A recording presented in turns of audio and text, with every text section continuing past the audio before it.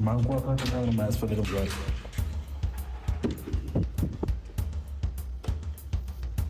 ቀራችሁ ደግሞ ይችላል። እኛ እዚህ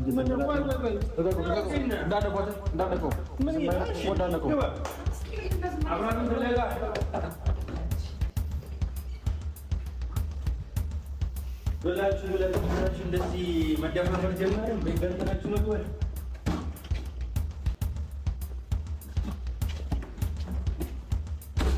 እየታርጋው ነው እየታርጋችሁ ነው ማለት ሰላም አለይኩም ስለ አብርሃም እንደወደ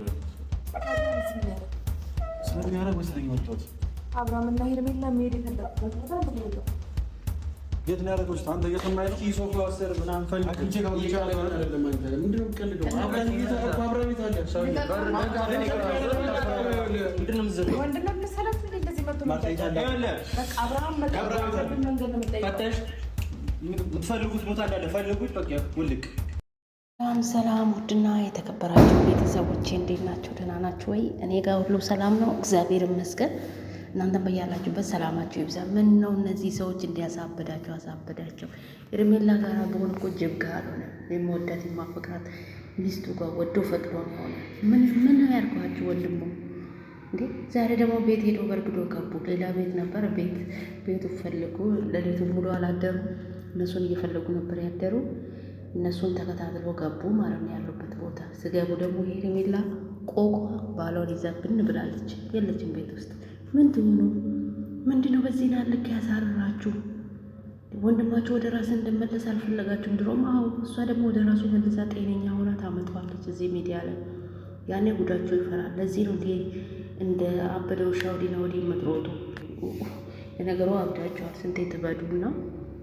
ለዚህ ውድ ቤተሰቦች እናንተ ምን ትላላችሁ? በዚህ ላይ እናንተ ምን ትላላችሁ? ልጁ ጤነኛ ሆኖ ወደ ራሱ እንዳይመለስ፣ ወደ ራሱ ከተመለሰ ብዙ ነገር ስለሚበላሽባቸው ለዚህ ነው ግራ የገባቸው ማለት ነው። በዚህን ልክ የተንገበገቡ፣ በዚህን ልክ የተናደዱ በሰላም ነው ብላችሁ ታስባላችሁ? በሰላም አይደለም። አብርሃም ወደ ራሱ ተመለሰ ማለት ያደረጉበትን ያስታውሳል። ቪዲዮን ያህል በዛ ሰዓት መግቢያ ያጣል። ስለዚህ አብርሃም ሳይደረስበት ወደ ጸበልም ወደ ምንም ሳይወስዱት ግዴታ አብርሃም ወደ ራሳቸው መመለስ አለባቸው። ለዚህ ነው እንዲህ የተንገበገቡ። እያማረ ይቀራል እያንዳንድሽ ማለት ነው። ምድረ ገለባ ማለት ነው። የሰው ድህነት፣ የሰው ጤንነት፣ የሰው ድህነት የማይገባችሁ ሲጀመር አንተ ማነቅ? አንተ ወንድም ነህ እንጂ እኮ ወላጅ አባት ራሱ በዚህ ሰዓት እሱ የፈለገበት ነው እንጂ የምኖረው አንተ የፈለግበት ቦታ እሱን ማኖር አልችልም።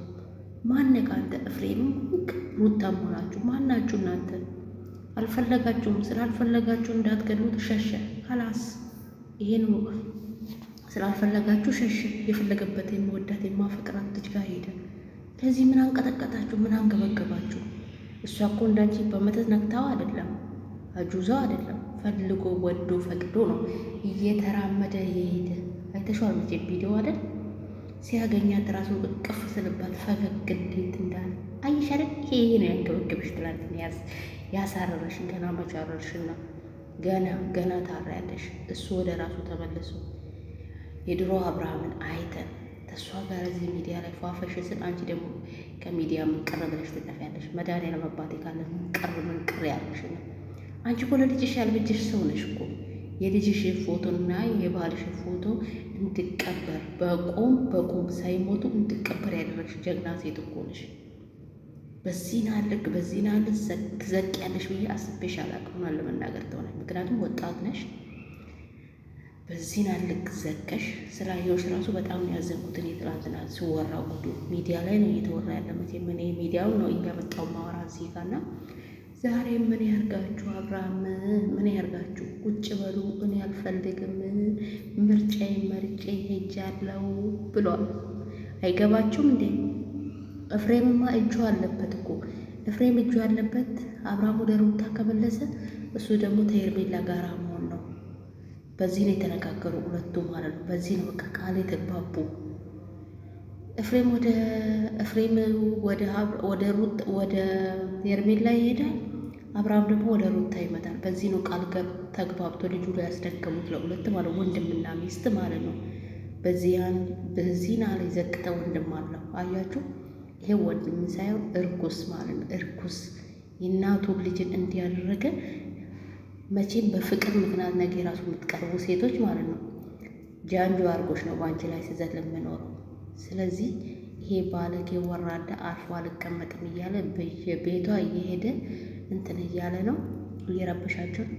ሲጀመር ወደ እጋ አይሄድም እንደ የሄርሜላ ወንድም ምነካ ወደ እግዱ እግ ያለበት ሀገር ላይ እኮ ነው ያላችሁ። እሱ ማስረው ነው እንደ እየፈነጫ ከፍትብህ በየሄድክበት። አንተ አይደለም እኮ ሄርሜላ አንተ ወንድም እንጂ ሄርሜላ አይደለም። በሆነም ደግሞ እሱ ፈቅዶ ለመጣ ወንድሞ አንተ ተጠያቂ ልትሆን አትችልም። ስለዚህ ወደ እግዱና አስተነፍሱት። ሲጀመር ሩታና ኤፍሬም ዋጋ መክፈል አለባቸው። ባደረጉት ስራ ዋጋ መክፈል መቀጣጫ መሆን አለባቸው እዚህ ሚዲያ ላይ ማለት ነው። ምክንያቱም ራሳቸው ባደረጉ ታሪክ ራሳቸው ባደረጉ ጉድጓድ መግባት አለባቸው። በእግ ራሱ መጠየቅ አለባቸው። የአብርሃም መጨረሻ አይታወቅ እንጂ ማንም አይለቃቸውም እነዚህ ባለጌዎች ማለት ነው። ይህም ደግሞ ለወንድሙ ያልሆነ እዚህ መጥተው አሁን ይከፍታል። ልጁ ላይ ምን ያርገ? ልጁ ምንም ላያደርግ አልችልም። እውነትን ነው ይዞ የተጓዘ እንደ ማንኛውም ሰው እንደ ጤነኛ ሰው ወንድምህን ወደ ራስ እንድመለስ እርዳው እያለት ነበር። አንተ ግን ጥንቁልናክ እንድታወቅብስ ስለማትፈልግ አንዴ ሄርሜላ ቤት፣ አንዴ እህት ቤት፣ አንዴ ጎዳና ላይ፣ አንዴ ሌሊቱ መኝታተ በመኪና ስትሽከረከር የምታድረው አሉ። ወሬ አይደበቅ መቼም እና አንተ ጉደኛ ጉድ ወጥቶ ብቻ እኔ አላቅም ምን እንደምትል ያለ ታወጣችሁ ምን እንደምትል አንተና ያቺ ደመቁ የምትባል ይሄ ስም ያወጣላት ማን ነው? እውነት ተባረኪ፣ ነፍስሽ ይባረክ። ደመቁ ምርት እኮ ናት።